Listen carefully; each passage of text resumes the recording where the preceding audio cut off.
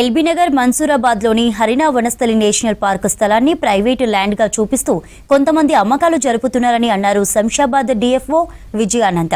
Survey number 7లోని 582 ఎకరాల forest land తమదే అని యూసఫ్ ఖాన్ అనే వ్యక్తి మోసాలకు పాల్పడుతున్నారని తెలిపారు. ప్రజలు జాగ్రత్తగా ఉండాలని, మోసపోవద్దని సూచిస్తున్నారు రెవెన్యూ అధికారులు.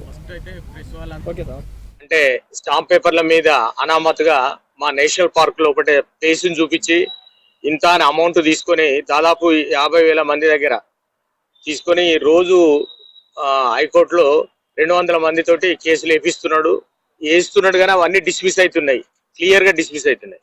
ఇప్పుడు తహసీల్దార్ గారు కూడా ఇక్కడనే ఉన్నారు, వారికి కూడా తెలుసు 1954 నుంచి కూడా ఇది సర్కారీ జంగలాత్ అని రాసి ఉన్నది క్లియర్ గా. కాస్కా పానీలు కూడా మన దగ్గర ఉన్నాయి. 1994 మనకు నేషనల్ పార్క్ డిక్లేర్ అయింది.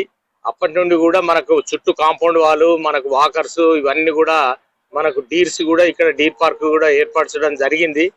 అటువంటి పార్కును ఇవాళ మాది అని చెప్పి ఆయన బ్లఫ్ గా మొత్తం మందిని మోసం చేసేసి ఆ ల్యాండ్ ను అమ్మినట్టుగా చూపించి నేను 26 నాడు జెండా ఎగిరేస్తాము మీరందరూ మొబిలైజేషన్ కాండి అని అంటే, ఒకవేళ అటువంటి చర్యలు ఏమైనా తీసుకుంటే మా ఫారెస్ట్ యాక్ట్ ప్రకారంగా వాళ్ళ మీద కఠినమైన చర్యలు తీసుకుంటాం.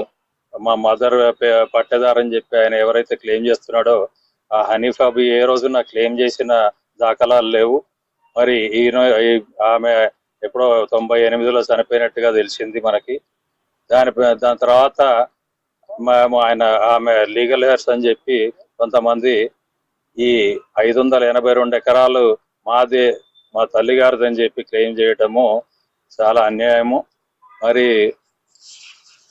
ఈ సర్కారీ భూమి మీద ప్రజలని ఇట్లా తప్పుదో పట్టిస్తూ వాళ్ళు ఎవరికైతే వీళ్ళు ఈ ఇవన్నీ దొంగ మాటలు చెప్పి ఏదైతే వాళ్ళతోటి ఈ అగ్రిమెంట్ సేల్ ఏదైతే చేశారో, సమ్ గిఫ్ట్ డీడ్లని అవన్నీ ఏవో చేశారో, ఇవన్నీ కూడా వీళ్ళందరితోటి కూడా హైకోర్టులో ఎన్నో కేసులు వేయించడం జరిగింది.